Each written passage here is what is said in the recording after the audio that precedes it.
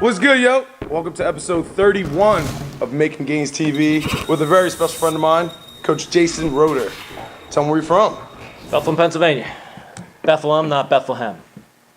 What's the difference? Oh, come on. Bethlehem? Bethlehem. Bethlehem. Is there an F in there? No. T-H-L-U-M. U-M, the U-M. Bethlehem. Bethlehem. Yep. Is that like Pennsylvania Dutch? No, that's Bethlehem talk. Bethlehem talk. I like it. I like it. So let's start with your playing background. Where'd you, Pee-wees, let's go all the way back to the Pee-wees. Pee-wees, we were talking about it before. I saw an old Bethlehem Steelers helmet there. Played 4 years in the Bethlehem Steelers. Nice. And then on to Bethlehem Catholic. Got to play for legendary Coach Bob Stem at Bethlehem Catholic, and was fortunate to be part of 2 district championship teams, and then also as a sophomore on the 1990 state championship team. So that's I had awesome. a lot of success there, yeah. Great. Only thing I didn't get to do is win a state championship. What was that like? What did you learn? What would you like looking back now? Sum up.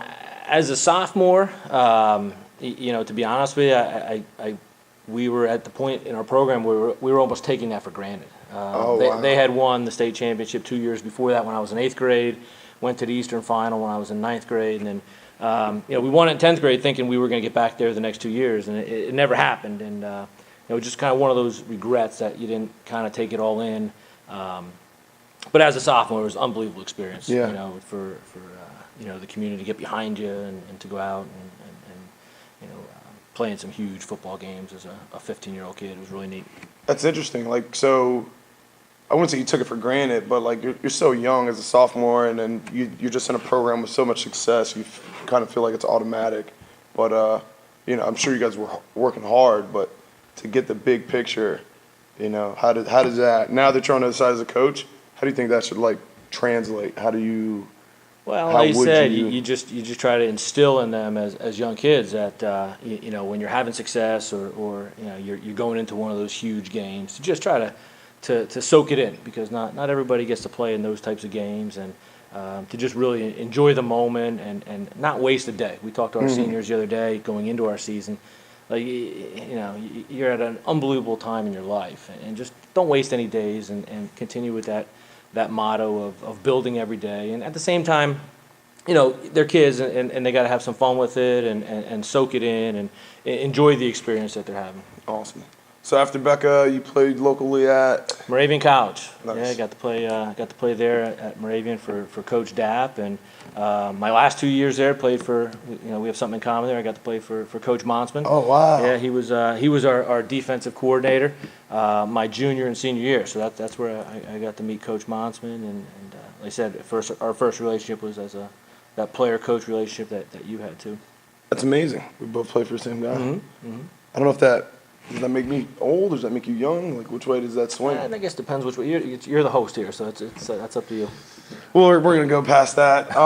Cool. So let's talk about coaching career now. Where was your first coaching gig? Got started at Saucon Valley. One of my old coaches at Becca was Rich Mazza, and he had just gotten the head job at Saucon Valley. So he hired me as a linebacker coach and the head JV coach at the time. So worked there for a year.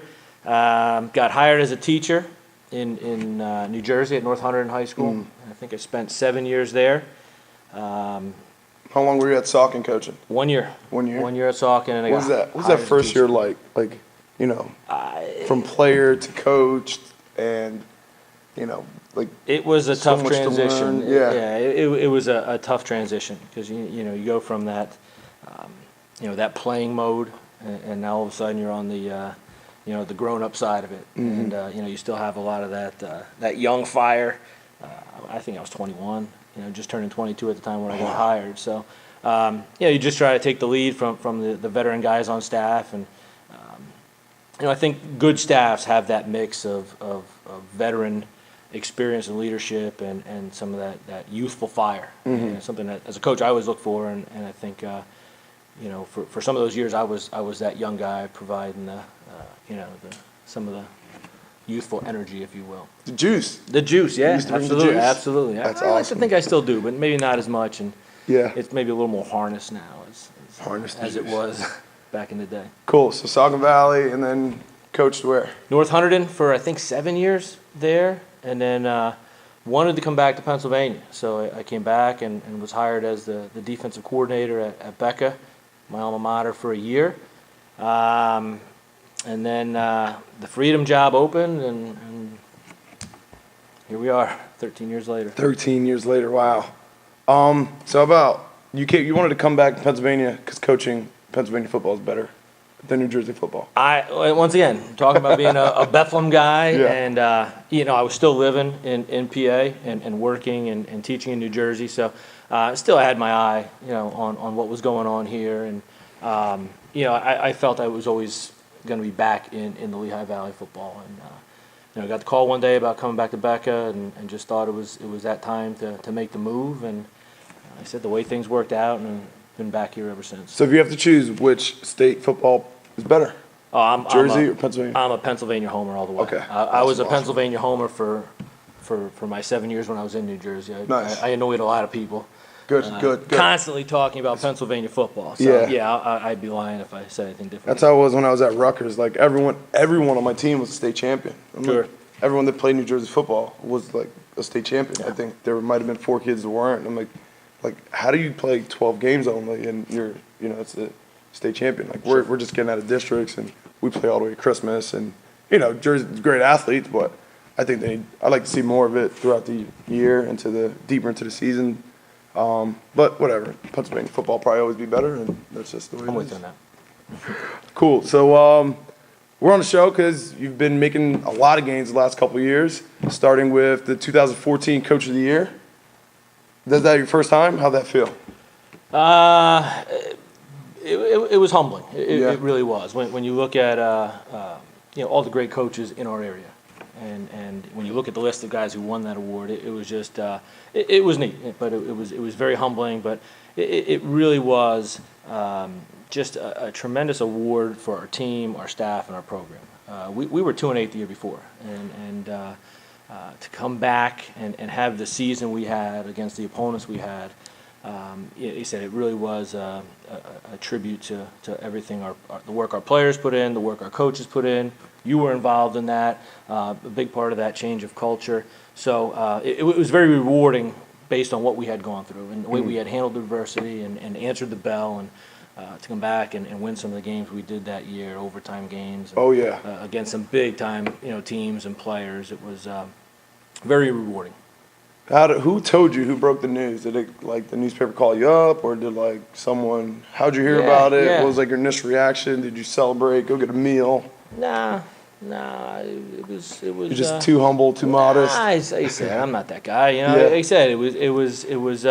Like I said, I'd be lying to say it wasn't exciting. It's exciting for to share with your family and to share with the other coaches on staff and things like that. But like you said, it was very rewarding, very humbling. But the newspaper guys called. I think it was Steve Miller called from the Morning Call, and Greg Joyce from the Express Times. So That's awesome.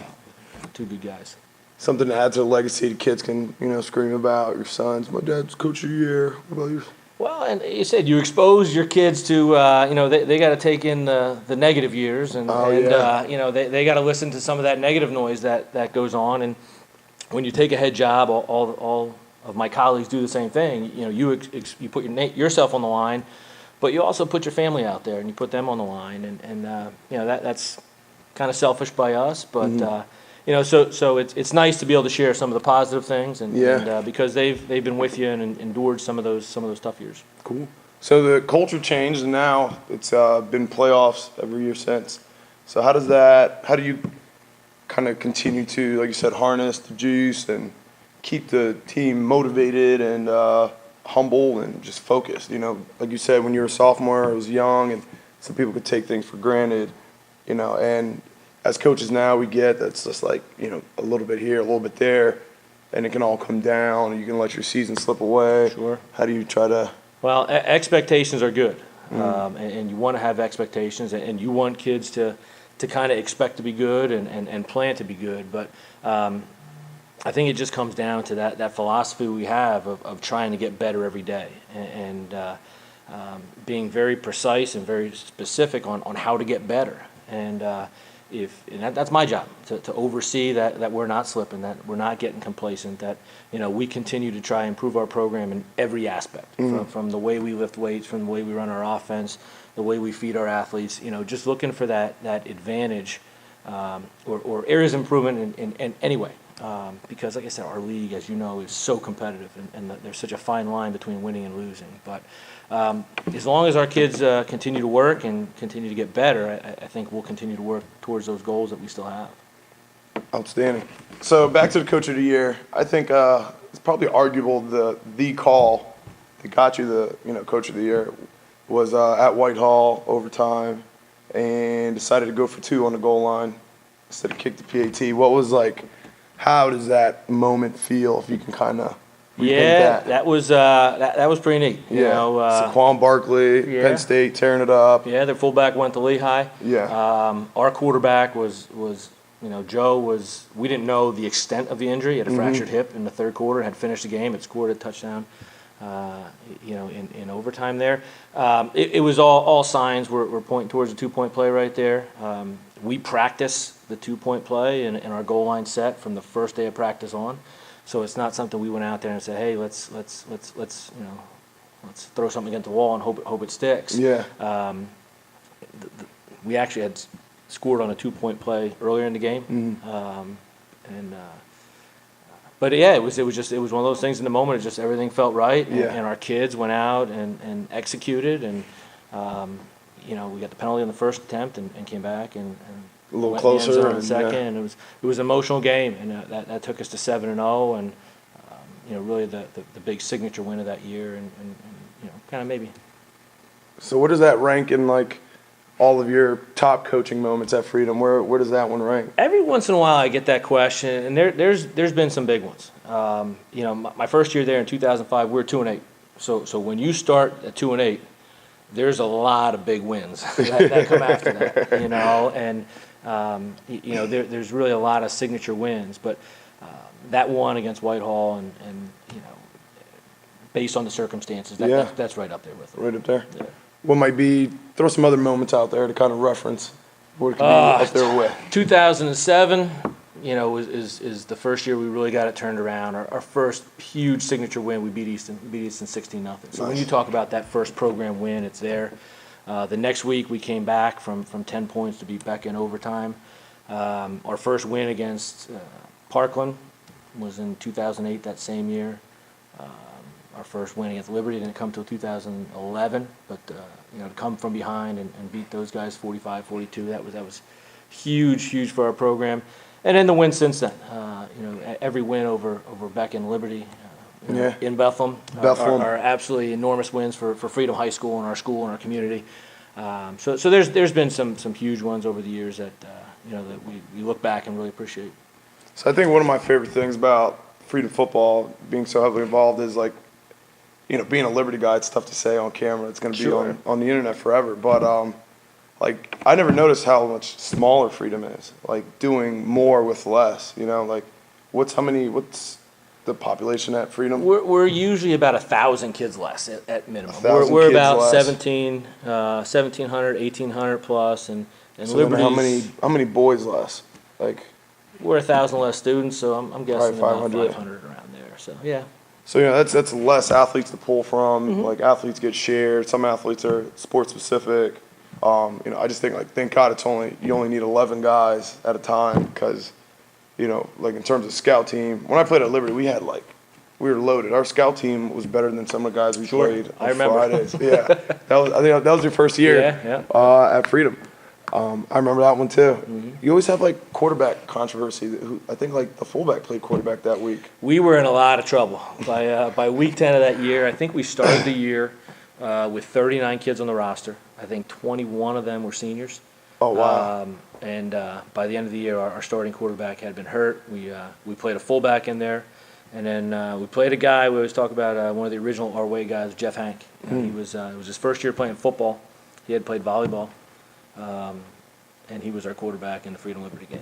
So it was, that first year kind of holding on for dear life at the end there, and then trying to build from there. And I said 2-8 the first year, and then went 5-5, 9-3, and then 10-3. But it was definitely a process. Shout out to Jeff Hank being brave, because that wasn't that was an 8-1 Liberty team. I think we had just lost to Easton the week before, so we were all kinds of pissed off and trying to get into playoffs and seeing where our seating was. It was Yeah, our first 4 years at Freedom, Liberty was in the state finals 3 of those 4 years. That's right. So we were definitely up against something special right here in town. But that's something we knew when we took the job, and that was part of the process starting there. Mm-hmm. So what's like the mentality now heading into camp? What do you like? What do you wake up and think about? What do you got to get in order? What's the day in the life of a head coach? Right now, to be very, very specific, we are with a shortened camp schedule. We're really focusing on evaluating our personnel. We feel great about where we are with our install.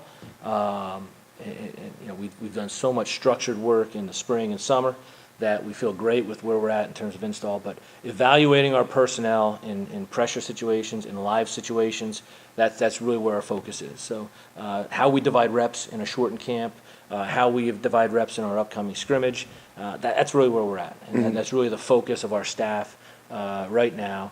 And along with that, you have to worry about physicals and the housekeeping stuff. Yeah, people order shorts; they owe you $5 for shorts. So all that fun stuff, bus schedules and things like that. But from a football standpoint, really trying to evaluate our personnel. Some of our younger personnel that made huge strides in the off season.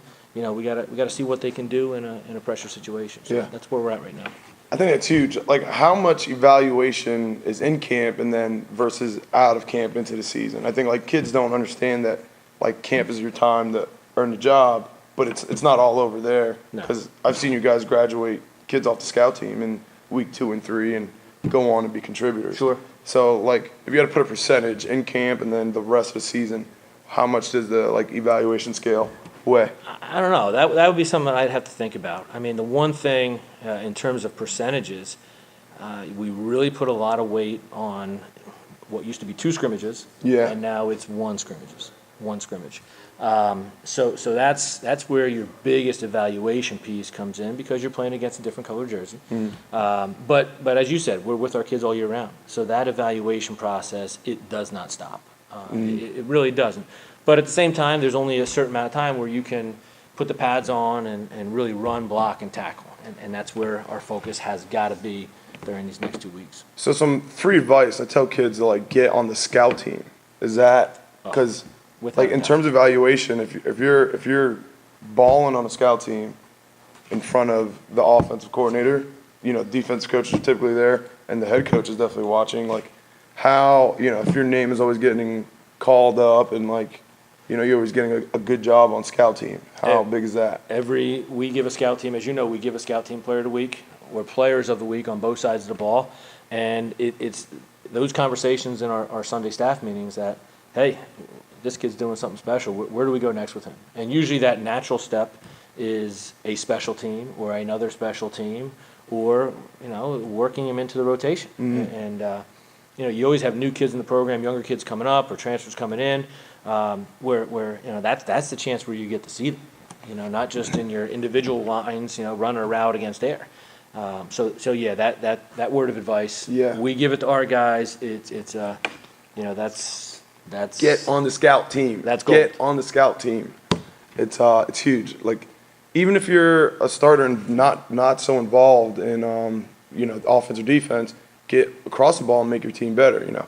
Don't be a jerk. Don't get anybody hurt, but be fast with your hands and feet. Get a couple more reps. Dom Harris, remember Dom Harris? Dom Harris was a perfect example of that. He was a starter on defense, and kind of a tweener on offense that really didn't fit into the offense all that well. And so what did he do? We had to drag him off the scout team, and he made us better, and he got better. So he's a guy that we continually use. As an example of the right way to do things, because he turned himself into a huge contributor, a starter on our defense, and really a leader of our team. And it wasn't an ego thing for him. I'm a senior. I'm too good for the scout team. He made himself better. He made us better. Got to put that ego down and just help your teams out, because you all wear the same color on Friday night. You all, we all. It's a win and loss for everyone, not the coaches, not just the kids. It's we're all in it, right? All in our way. Absolutely. It's all the time. It's something you got to be thinking about. So before we get to your shout outs, my shout out to you is I gotta give you a huge thank you, because where I am today is mainly because of this guy, you know, hunted me down, asked me to come coach, asked me to come run the weight room, and you know, then I found out I was actually good at that. I was a lot better at that than teaching, which was my first career choice. And you know, a couple years later, we got a couple gyms later.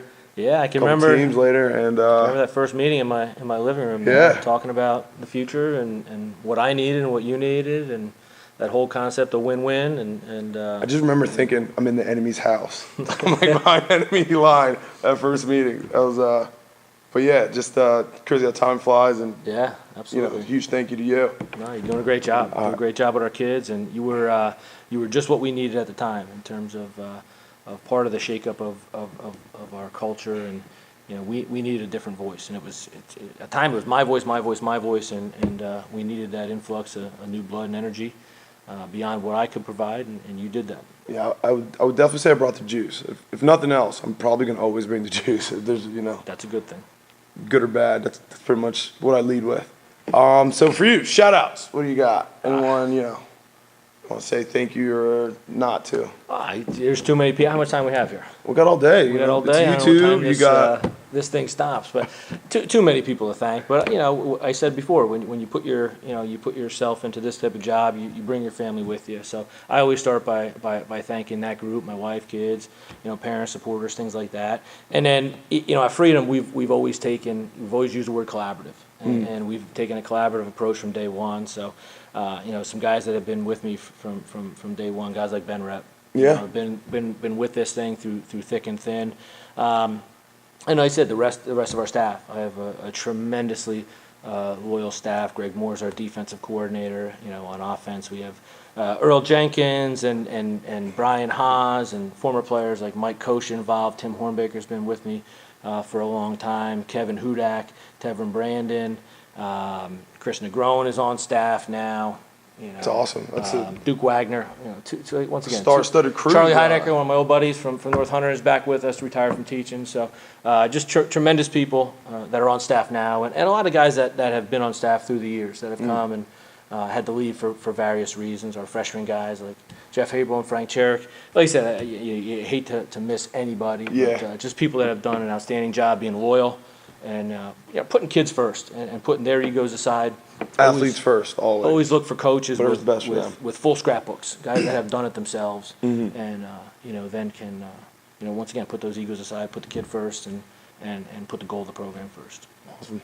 Thank you, Coach. You keep making gains. Thanks for having me. You keep making gains too.